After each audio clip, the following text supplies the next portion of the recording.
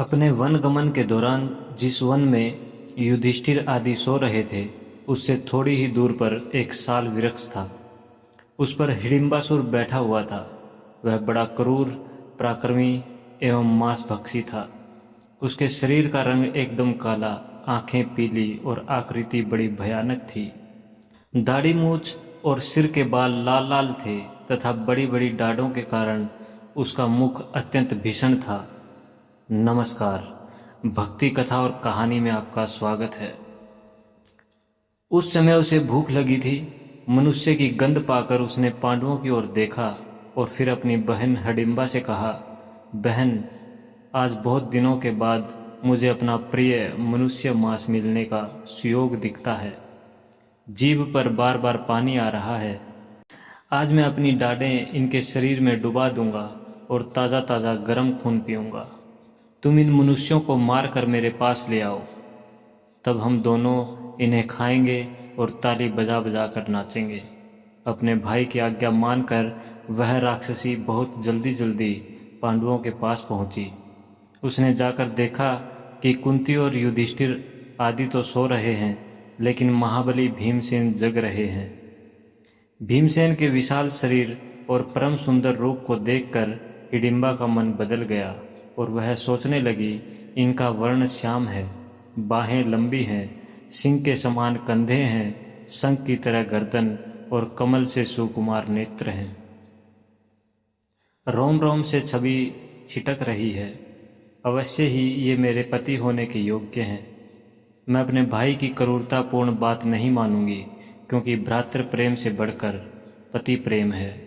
यदि इन्हें मारकर खाया जाए तो थोड़ी देर तक हम दोनों तृप्त रह सकते हैं, परंतु इनको जीवित रखकर तो मैं बहुत वर्षों तक सुख भोग सकती हूँ। यह सोचकर हिडिंबा ने मानुषी स्त्री का रूप धारण किया और धीरे धीरे भीमसेन के पास गई। दिव्य गहने और वस्त्रों से भूषित सुंदरी हिडिंबा ने कुछ संकोच के साथ मुस्कुराते हुए पूछा, पुरुष शिरोमणे, आप कौन, कहाँ से आए हैं? ये सोने वाले पुरुष कौन हैं? ये बड़ी बूढ़ी स्त्री कौन है? ये लोग इस घोर जंगल में घर की तरह निशंक होकर सो रहे हैं। इन्हें पता नहीं कि इसमें बड़े बड़े राक्षस रहते हैं और हिडिंब राक्षस तो पास ही है। मैं उसी की बहन हूँ। आप लोगों का मांस खाने की इच्छा से ही उसने मुझे यहाँ भेजा है। मैं आपके देवोपम सौंदर्य को देखकर मोहित हो गई हूँ। मैं आपसे शपथ पूर्वक सत्य कहती हूँ कि आपके अतिरिक्त और किसी को अब अपना पति नहीं बना सकती। आप धर्मज्ञ हैं, जो उचित समझे करें। मैं आपसे प्रेम करती हूँ, आप भी मुझसे प्रेम कीजिए। मैं इस नरभक्षी राक्षस से आपकी रक्षा करूँगी और हम दोनों सुख से पर्वतों की गुफा में निवास करेंगे। मैं स्वेच्छानुसार आकाश में विचर सकती हूँ। आप मेरे साथ अतुलनीय आनंद का उपभोग कीजिए। भीमसेन ने कहा, अरे राक्षसी, मेरी माँ, बड़े भाई और छोटे भाई सुख से सो रहे हैं। मैं इन्हें तो छोड़कर राक्षस का भोजन बना दूं और तेरे साथ काम क्रीड़ा करने के लिए चला चलूं? यह भला कैसे हो सकता है?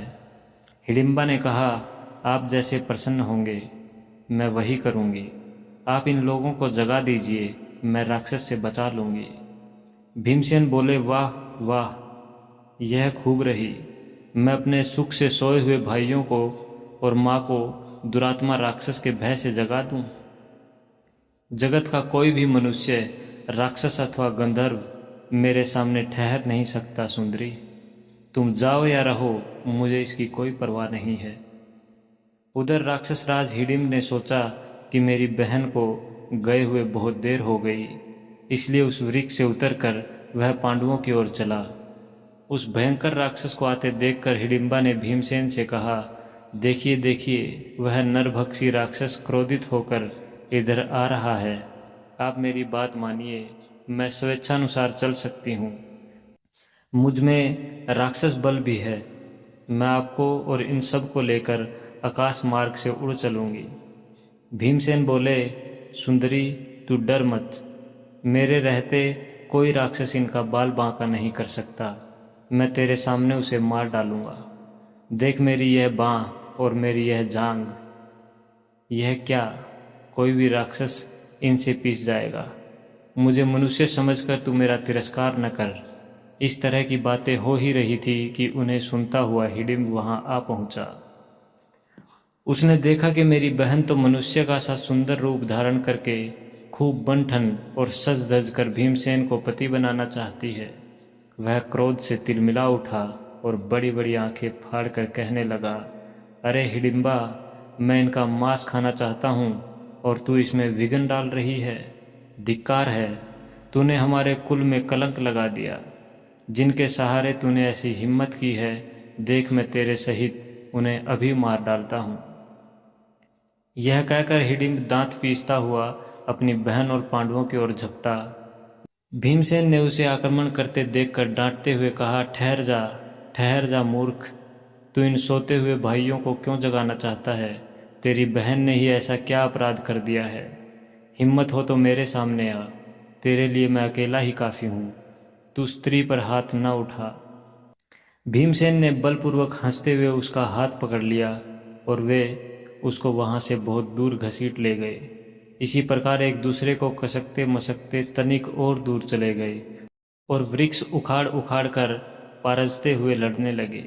उनकी गर्जना सुनकर कुंती और पांडवों की नींद खुल गई। उन लोगों ने आँख खुलते ही देखा कि सामने परम सुंदरी हिडिंबा खड़ी है।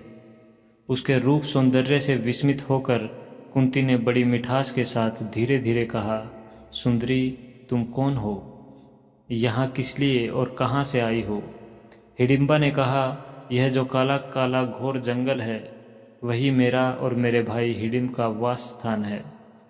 उसने मुझे तुम लोगों को मार डालने के लिए भेजा था। यहाँ आकर मैंने तुम्हारे परम सुंदर पुत्र को देखा और मोहित हो गई। मैंने मन ही मन उनको पति मान लिया और उन्हें यहाँ से ले जाने की चेष्टा की, परंतु वे विचलित नहीं हुए। मुझे देर करते देख मेरा भाई स्वयं यहाँ चला आया और उसे तुम्हारे पुत्र घसीटते हुए बहुत दूर ले गए हैं। देखो, इस समय वे दोनों गरजते हुए एक दूसरे को रगड़ रहे हैं। हिडिंबा की यह बात सुनते ही चारों पांडव उठकर खड़े हो गए और देखा कि वे दोनों एक दूसरे को परास्त करने की अभिलाषा से भिड़े हुए हैं। भीमसेन को कुछ दबते देखकर अर्जुन ने कहा, भैया, कोई डर नहीं, नकुल और सहदेव माँ की रक्षा करते हैं। मैं अभी इस राक्षस को मार डालता हूँ। भीमसेन वहीं से बोले, भाई अर्जुन, चुपचाप खड़े रहकर देखो, घबराओ मत। मेरी बाहों के भीतर आकर यह बच नहीं सकता। अब भीमसेन ने क्रोध से जल भुनकर आंधी की तरह झपट कर उसे उठा लिया और अंतरिक्ष में 100 बार घुमाया। भीमसेन ने कहा, अरे राक्षस, तू व्यर्थ के मांस से झूठ मूठ का इतना हट्टा कट्टा हो गया था। तेरा बढ़ना व्यर्थ और तेरा विचरना व्यर्थ। जब तेरा जीवन ही व्यर्थ है, तब मृत्यु भी व्यर्थ होनी चाहिए। इस प्रकार कहकर भीमसेन ने उसे जमीन पर दे मारा। उसके प्राण पखेरु उड़ गए।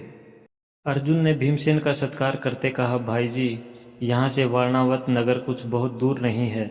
चलिए यहाँ से जल्दी निकल चलें, कहीं दुर्योधन को हमारा पता न चल जाए। इसके बाद माता के साथ सब लोग वहाँ से चलने लगे और हिडिंबा राक्षसी भी उनके पीछे पीछे चली गई।